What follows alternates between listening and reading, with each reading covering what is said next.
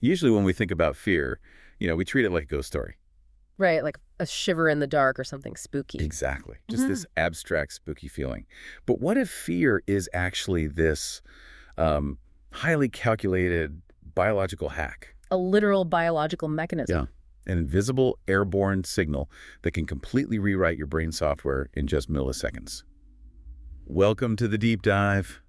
Today, our mission is tearing into the sheer mechanics of fear. And that means looking at how it hijacks your body, how it spreads through a room, and how you can actually hack it back. Because in an era of, constant anxiety, understanding that underlying machinery is basically the ultimate tool for critical thinking. I mean, once you see the levers being pulled inside your own nervous system, you stop being just a passive victim to the feeling.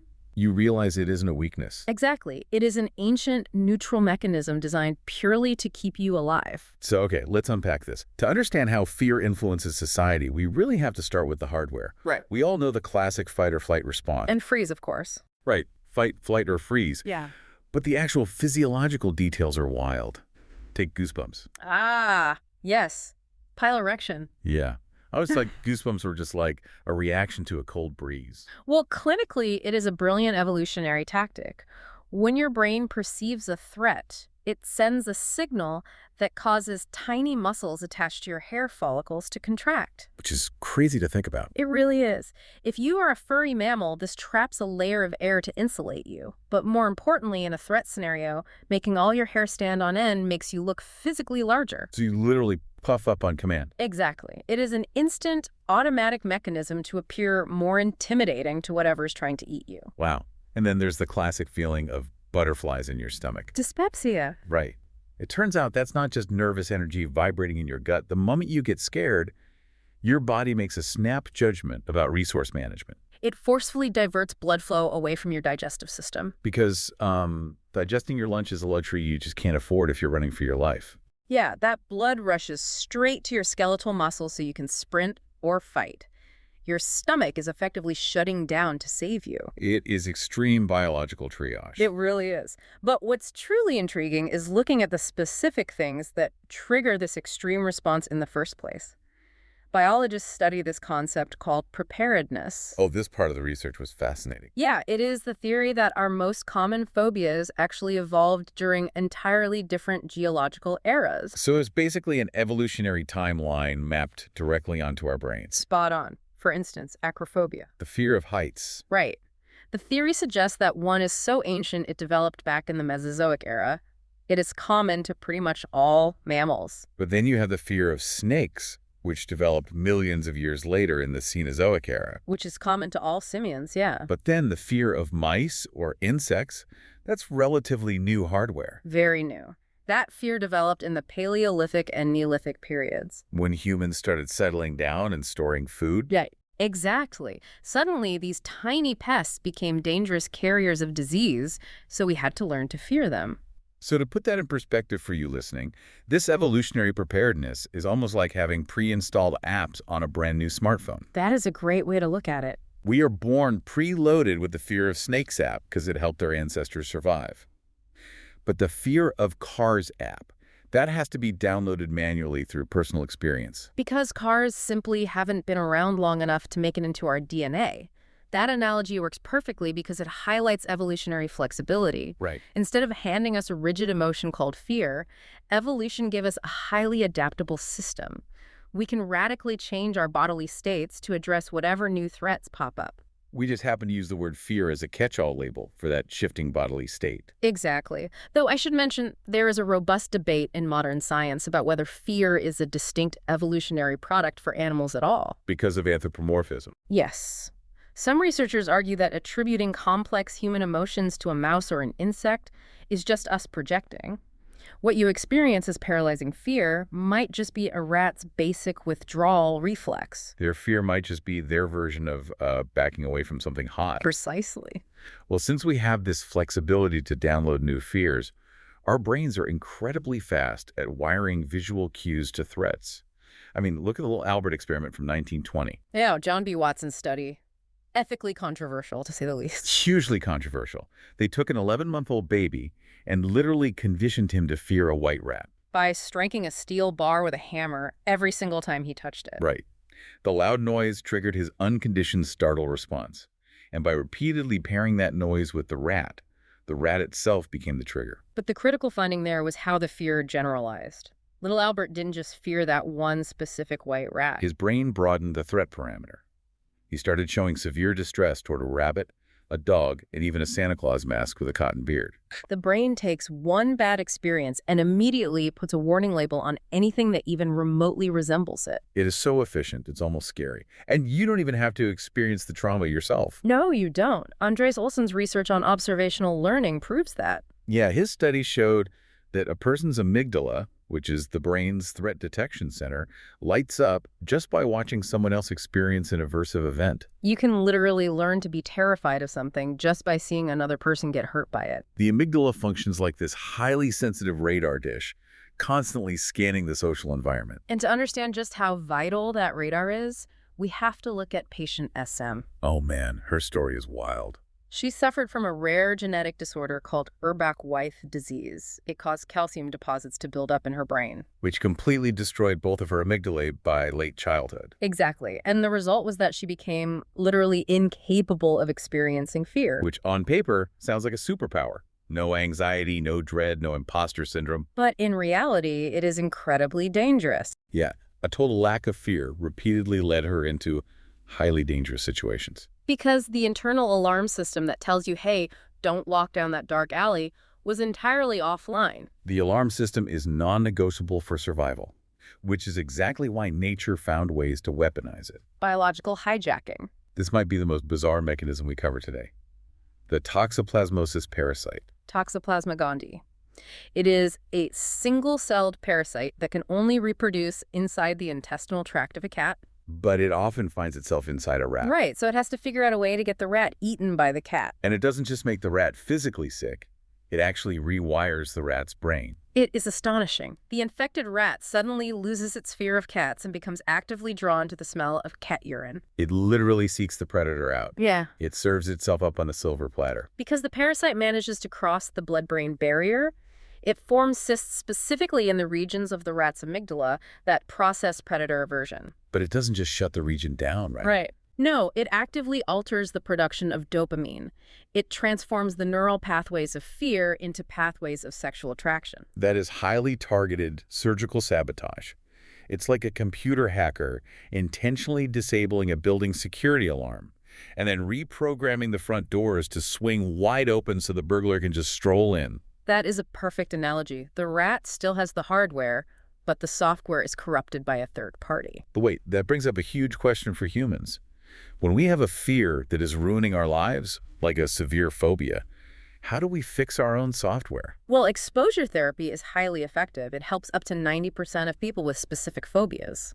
But when you do exposure therapy, are you actually going in and deleting the corrupted fear file from your brain? Not at all. The brain doesn't easily surrender a survival mechanism. You aren't deleting anything. Okay, so what is happening? Cognitive behavioral therapy works through a process called fear extinction. You are building new, stronger neural pathways alongside the old ones. Oh, I see. By repeatedly confronting the fear in a safe manner, your brain learns a new association, safety. And that eventually overrides the old association of danger. So you are safely suppressing the fear-triggering stimuli by proving to the amygdala that the threat isn't real. Exactly. The original file is still there. You've just put a massive administrative lock on it that says, actually, this is fine. Yes. And if we can unlearn a fear by building new pathways, that implies our brains are constantly taking in new data from our environment. And we're taking in data we aren't even consciously aware of. Absolutely. Here's where it gets really interesting. Think about the last time you walked into a room and just felt a bad vibe. You know that feeling? Like you're suddenly on edge for no reason. Right. Could you literally have been smelling the lingering anxiety sweat of the people who were in the room before you? It sounds like science fiction, but biological evidence points heavily to alarm pheromones. Which they originally found in ants and earthworms back in 1968. Yeah. When threatened, they emit chemicals that cause the rest of the colony to instantly freeze or scatter. But decades later, researchers realized mammals do this too. Including humans. The 2006 German sweat study. Yes, a fascinating experiment. Researchers pulled sweat from people who had been vigorously exercising on a stationary bike. And compared it to sweat from people who were highly anxious while waiting for a difficult academic exam. They had study participants smell the different samples while monitoring their acoustic startle reflex. That's the micro muscle movements around the eye, right? Yeah. Like how hard you blink in response to a sudden sound. Exactly. It is a highly reliable indicator of defensive arousal. And what happened? When participants smelled the anxiety sweat, their startle reflex was significantly magnified. They became far more jumpy. But the crucial detail here is the timing. This heightened defense happened prior to conscious attention. Yes, they were sensing fear chemosignals before their logical brains even registered a scent in the room. We are chemical receivers. We basically have a Wi-Fi antenna for dread that is always turned on. It bypasses our logical brain completely because it operates in ancient structures like the brainstem and amygdala. But if we're constantly absorbing ambient panic, you'd think we'd be paralyzed anytime we walked into a crowded space. Well, biology gave us a firewall against this invisible contagion. Social buffering. Precisely. Just being in the presence of a calm, friendly peer dampens your chemical panic. Biologists call this calm peer an affiliative conspecific. The presence of someone you trust activates the release of oxytocin. Yeah. Right? Yes, which directly inhibits the fear responses in the amygdala. So holding someone's hand when you're terrified isn't just an emotional metaphor. It's a tangible neurological intervention against airborne panic. Even honeybees do this. They show reduced aggression and fear in a disturbed colony if social buffering occurs. The mere presence of calm bees alters actual gene expression patterns related to stress. That is mind-blowing. But that biological shield, relying on the group for safety, is exactly what makes fear such a massive lever when we zoom out to society as a whole. Oh, absolutely.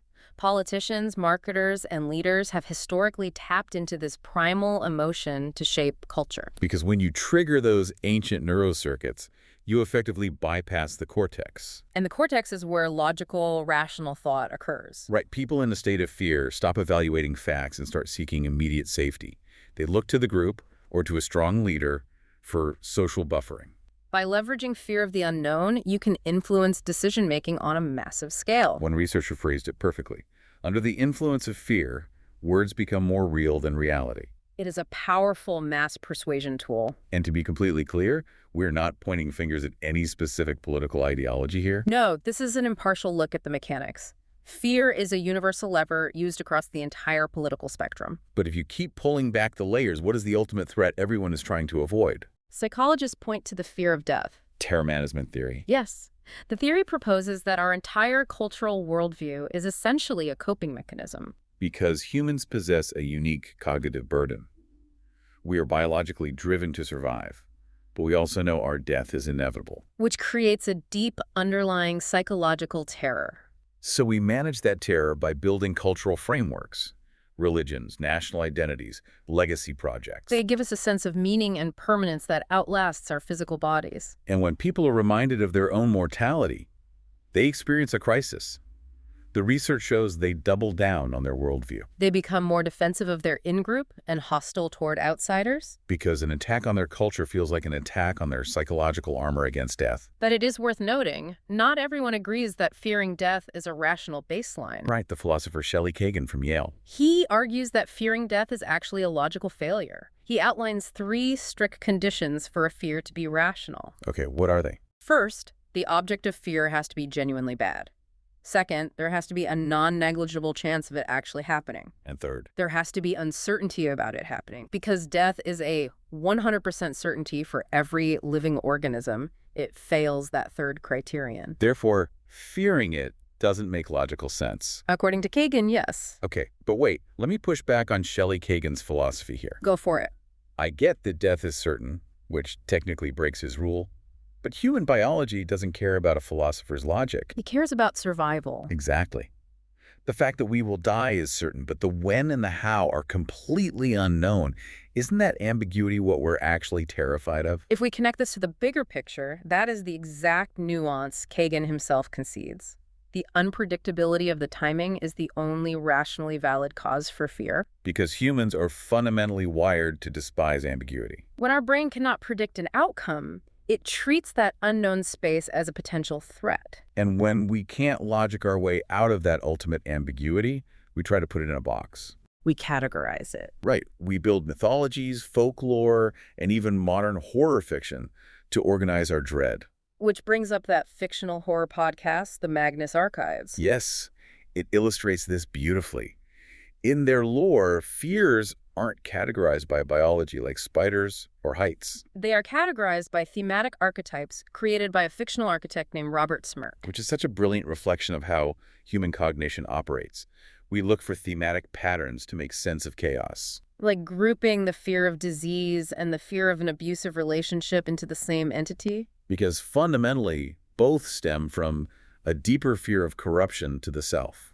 We fear the anticipation of a negative outcome, Whether it's disease, a bad relationship, or just failing in front of others. which bridges perfectly into performance anxiety, the yips. Oh man, the yips.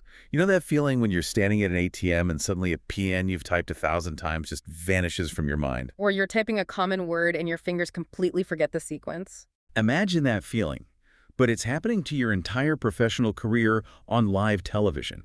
John Green wrote a fantastic essay exploring this. He compared general anxiety to the athletic yips.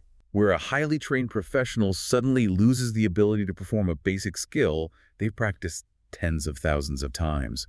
Sports psychology defines this fear of failure as a dispositional tendency. Because the person's brain becomes overwhelmed by anticipating the aversive consequences of failing. The public shame, the embarrassment, the fear literally interrupts the automated motor pathways in the brain. Green's essay focuses heavily on Rick Ankiel, a Major League Baseball pitcher. One of the most famous cases of the yips in history. He was a phenomenal pitcher, but during the playoffs, he suddenly couldn't throw a strike.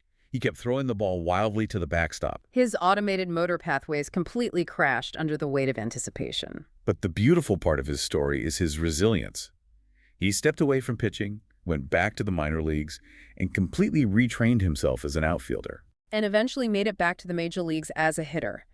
It is a profound testament to neuroplasticity. It proves that even when the software crashes spectacularly, we have this incredible biological capacity to reboot the system and rewrite the code from scratch. Which really brings us back to the core reality of our biology. Fear is complex. It is deeply ingrained. It is an invisible social contagion and a powerful societal lever. But it is not a life sentence. Exactly. To summarize the journey we've taken today, fear isn't a flaw in your character. It's an ancient survival mechanism. It gives you goosebumps to make you look bigger, shuts down your digestion to help you run, and lets you literally smell danger in the air. And it shapes the way cultures build their worldviews. But you aren't defenseless against it. You have social buffering to calm your chemical receptors. You have exposure therapy to safely rewire those neural pathways. And you have critical thinking to recognize when your instincts are being manipulated by outside forces. I want to leave you with one final thought regarding how we process the world.